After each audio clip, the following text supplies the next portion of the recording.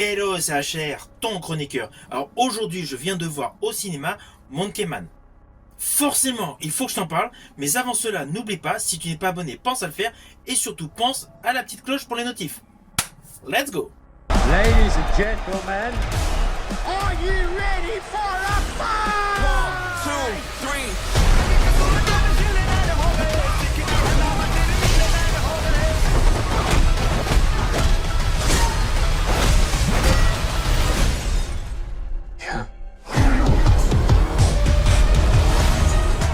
Alors ce film, Monkey Man, est réalisé par Dev Patel, c'est d'ailleurs son premier film.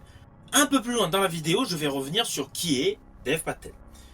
Mais avant tout, sachez que ce film a une particularité concernant sa production. Ce film est produit par plusieurs pays, notamment les États-Unis et l'Inde. Et justement, l'histoire se déroule en Inde. Alors bien évidemment, je vais te donner le pitch de base, mais de manière très succincte. Alors l'histoire est la suivante. Nous avons donc un jeune homme, il se retrouve forcément avec des difficultés, de ce fait, il bascule dans un monde impitoyable où la cupidité est reine. Mais bien évidemment de manière antagoniste, nous avons donc au sein de ce film une érosion des valeurs spirituelles. Ce qui confère à l'ensemble du film une réelle dualité constante tout au long de celui-ci. Alors ce film est inspiré d'une légende, de la légende d'Hanuman. C'est une icône incarnant donc la force et le courage. Ainsi dans ce film, donc, le personnage principal est interprété par Dev Patel, le réalisateur. Il joue le rôle du personnage Kid, un gars anonyme qui gagne sa vie uniquement en faisant des combats clandestins. Et pour faire ces combats, il s'affuble d'un masque de gorille, d'où le nom Monkey Man. Alors sur le fond, on se retrouve avec un film de combat. Un gars donc issu d'un milieu très défavorisé fait des combats pour pouvoir s'en sortir. Forcément, on pense à de nombreux films qui ont illustré la toile.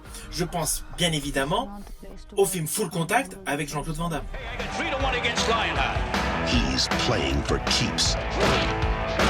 But now, he's facing the ultimate challenge. That's him. Ou du film Le Bagarreur avec Charles Bronson. Funny way to make a living. Récemment, il y a eu un autre film dans le même concept qui est sorti sur Prime Video. J'avais d'ailleurs fait une vidéo. C'était Lights Out. You think you got what it takes? Why don't you place the bet and find out? are you ready for a fight? Alors sur le fond, l'histoire donc est assez basique. Nous avons donc un homme qui va faire des combats pour pouvoir vivre, et en même temps, il y a une histoire de vengeance, principalement donc venger la mort de sa mère. Alors ce film va convenir à tous les aficionados de la saga John Wick. Le côté violence urbaine est identique. On est vraiment avec un côté très similaire. À la seule différence, c'est qu'il y a tout le côté social qui est mis en exergue tout au long de ce film. Every day, I've prayed for a way to protect the weak.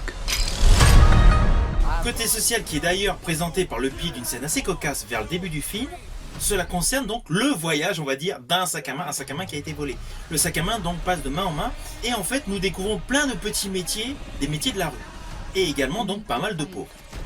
L'utilisation de la caméra pour cette scène, donc par le biais juste de nous mettre en avant donc ce passage de sac à main donc de main en main, nous présente donc une partie de la société donc en Inde.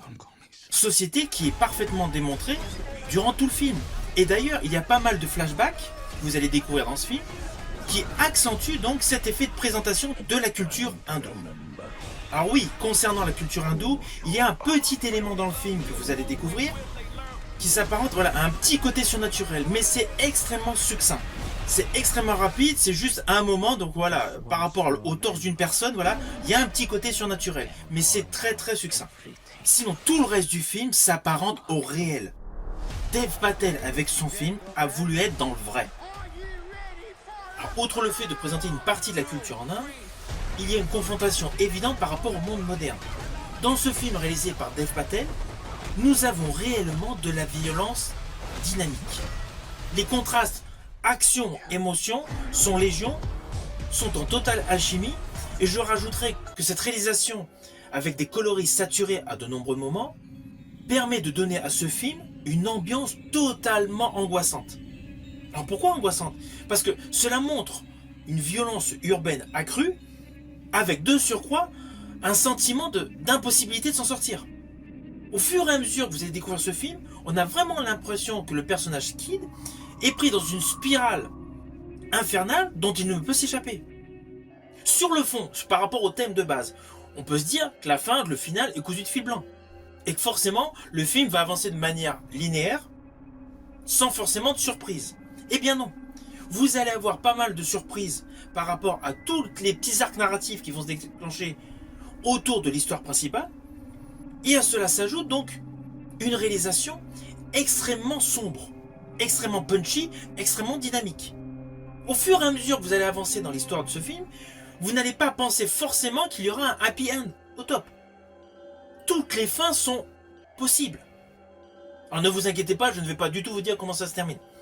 Il faut vraiment que vous ayez la surprise, voilà, en découvrant ce film sur grand écran. Mais je tiens à vous préciser que la réalisation de Dev Patel démontre un réel travail. Et pourtant, ce n'est que son premier film. Alors Dev Patel, pour beaucoup de monde, est essentiellement le héros de Slumdog Millionnaire. I went on the show because I thought she'd be watching. She's my destiny.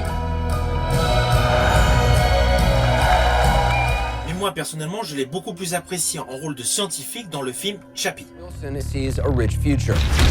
What interests me is a machine that can think and feel. Alors oui, Dev Patel s'est donné le premier rôle de ce film, c'est évident. Mais honnêtement, il joue parfaitement. Et le fait qu'il a réalisé lui-même le film confère donc à l'interprétation de son personnage d'être 100% dedans. Et d'ailleurs, toutes les scènes de combat sont totalement immersives. Tant par le jeu des acteurs que par l'utilisation des caméras pour réaliser ce film. Et justement, l'utilisation de ces caméras vous permet, à chaque plan séquence où il y a un combat, d'avoir l'impression, mais pour de vrai, d'être au cœur du public. Alors oui, les scènes d'action sont extrêmement violentes, extrêmement virulentes, mais il y a également dans ce film des moments donc d'émotion et même des scènes des fois touchantes et des scènes à connotation rigolote. Alors je rajouterais que pour moi, le principal atout de ce film, qui est un bon film, moi honnêtement j'ai apprécié ce film, mais je dirais que le principal atout de ce film, c'est qu'il permet de faire découvrir aux yeux de tous la culture hindoue, et essentiellement la mythologie hindoue. Car au final, la mythologie hindoue est le fil conducteur principal de tout ce film.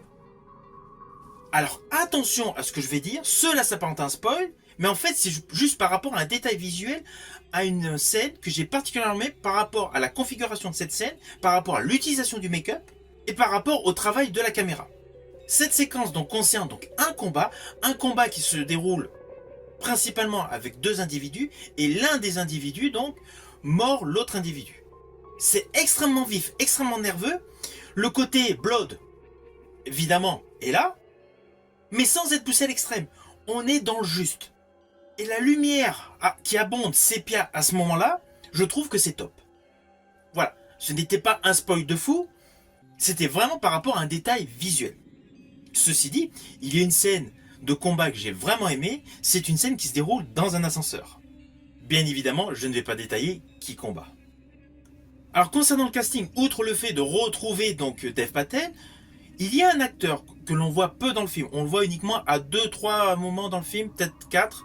En fait, le monsieur est le présentateur des combats.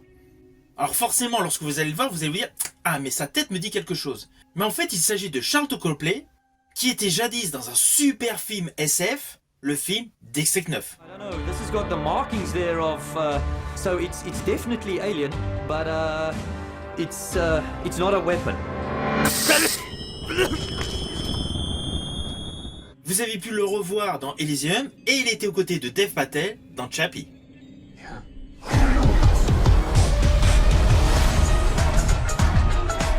Alors au final, c'est un film que je t'invite à découvrir au cinéma. C'est un très bon film, c'est un film qui a la particularité supplémentaire de présenter une culture, une mythologie hindoue que nous ne connaissons pas. C'est un film qui te fera passer un bon moment. Si tu as aimé ma vidéo, n'oublie pas, petit pouce vers le haut, pense au partage. Quant à moi, je te dis à bientôt pour une prochaine vidéo.